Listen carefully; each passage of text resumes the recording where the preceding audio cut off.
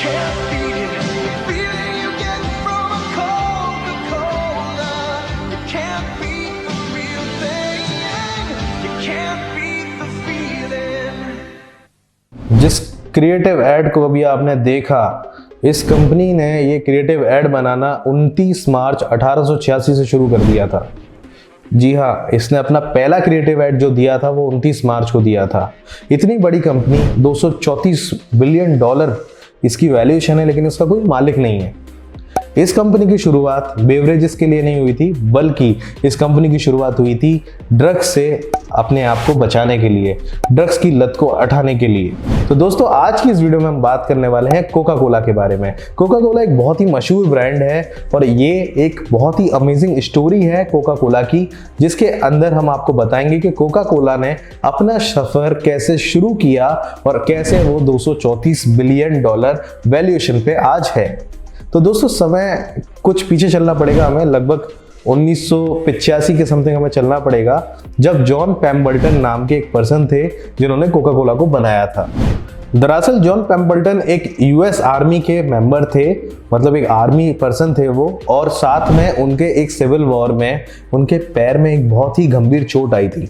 अब वो चोट इतनी गहरी थी कि उन्हें फॉर्माइन एसिड का यूज़ करना पड़ा। जब वो फॉर्माइन एसिड का यूज़ करने लगे तो उन्हें इसकी लत लग गई, और जैसे ही उन्हें इस एसिड की लत लगी तो उन्हें ये रियलाइज़ हो गया कि ये एसिड उनकी बॉडी को डैमेज करना शुरू कर दिया है और वो इसके आदी होते जा रहे हैं, मतलब एक ड्रग एडिक्टिव पर्सन हो जा रहे हैं। तो उन्होंने इस ड्रग को बचाने के लिए, मतलब इस ड्रग से बचने के लिए खुद को एक ड्रिंक इन्वेंट करी जो आगे चल के कोका कोला बनी। उन्होंने इस ड्रिंक का सिर्फ और सिर्फ इस्तेमाल इसलिए किया कि वो इस ड्रग से एडिक्शन को दूर कर पाए। लेकिन उस समय अमेरिका के अंदर सोडा काफ़ी फेमस था, मतलब लोग बहुत ज़्यादा फेमस थे सोडा, तो उन्होंने अपनी ड्रिंक में सोडा भी मिलाया, तो ऐसे करके कोका कोला ड्रिंक बन गई। 1885 में पेम्बल्टन ने इस ब्रांड नेम को रजिस्टर कराया पेम्बल्टन्स फ्रेंच वाइन कोला के नाम से।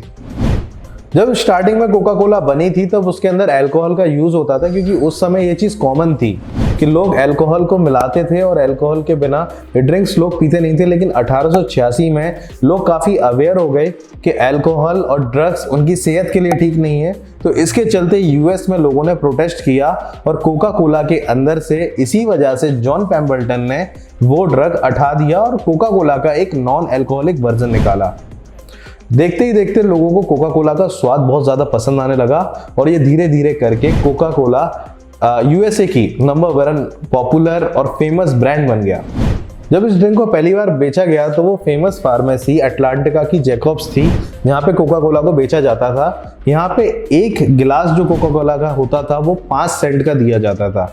धीरे धीरे करके इसकी प्राइस वगैरह बढ़ी, वो आगे अपन डिटेल में जानेंगे, लेकिन उस समय इसकी जो प्राइस थी इसके गिलास की वो सिर्फ 5 सेंट हुआ करती थी। दरअसल उस समय ड्रिंक्स के अंदर सोडा डाला जाता था और सोडा डालने का एक सिंपल सा रीज़न था, उधर के लोगों को लगता था कि अगर हम सोडा डालेंगे ड्रिंक के अंदर तो ये ड्रिंक हेल्दी हो जाएगी और ये दवा की तरह काम करेगी। और इसी चीज़ का फ़ायदा उठाकर कोका कोला ने लोगों के अंदर ये मैसेज पहुंचाने के लिए ब्रांडिंग करना शुरू करी। कोका कोला क्लेम करने लगा कि हमारी ड्रिंक अगर आप पियोगे तो इससे फीवर चला जाएगा, आपको डायरिया नहीं होगा, आपका पेट खराब नहीं होगा, आपको एसिडिटी नहीं होगी और साथ में आपको किसी भी ड्रग की लत नहीं लगेगी। तो जब ऐसा कोई प्रोडक्ट ब्रांड का मार्केटिंग में आता है और साथ में वो इतना टेस्टी और हेल्दी होता है तो लोग उसको क्यों ना लेंगे। तो यही चीज़ माउथ टू माउथ पब्लिसिटी से कोका कोला को बहुत ही अच्छा एक बिल्डअप दिया और कोका कोला एक फेमस ड्रिंक बनना शुरू हो गई और बहुत ही ज़्यादा पॉपुलर ड्रिंक बन गई, क्योंकि वहाँ पे इन्होंने अपने बेनिफिट्स को शो किया। दोस्तों, कभी ना कभी आपके और मेरे मन में, हर किसी के मन में एक सवाल तो आया होगा कि कोका कोला का नाम कोका कोला क्यों पड़ा। तो इसका बिल्कुल सिंपल सा लॉजिक है।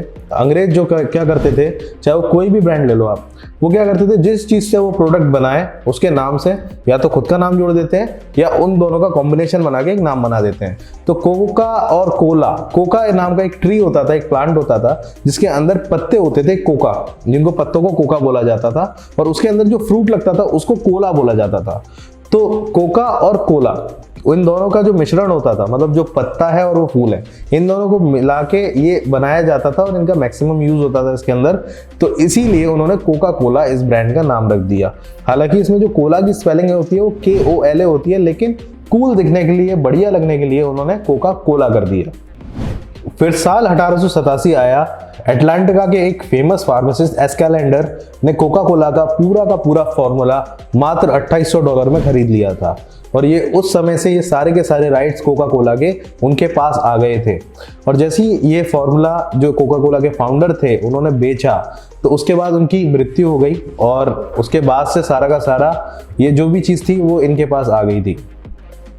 थोड़ा समय बीता, कोका कोला के अंदर उन्होंने काफ़ी ज़्यादा ब्रांडिंग में इन्वेस्टमेंट किया और बहुत सारे नए तरीके लेकर आए और कोका कोला को एक बहुत ही ज़्यादा फेमस ब्रांड बना दिया।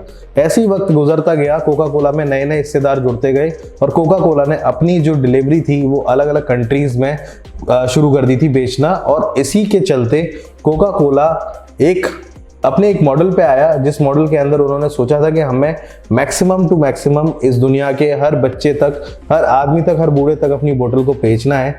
तो उन्होंने इसी स्ट्रेटजी पे काम किया और एक ही लेजर शार्प फोकस करके अपने प्रोडक्ट कोका कोला पे ही फोकस किया। बाद में उन्होंने हालांकि कंपनी एक्वायर करी, लेकिन स्टार्टिंग में उन्होंने पूरा का पूरा मार्केट का जो कैप्चर था वो सिर्फ और सिर्फ ड्रिंक से किया, मतलब अपने एक प्रोडक्ट से किया। और ऐसे ही चलते चलते कोका कोला आज एक बहुत फेमस कंपनी बन चुकी है। इसका जब स्टॉक मार्केट में लिस्ट हुआ था ये, तो इसका एक शेयर मात्र $40 का था और इसकी कंपनी की जो वैल्यूएशन है आज वो $236 बिलियन से ज़्यादा की है।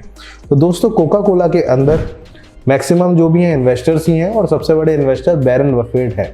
तो दोस्तों हमें क्या सीखने को मिलता है कोका कोला की कहानी से?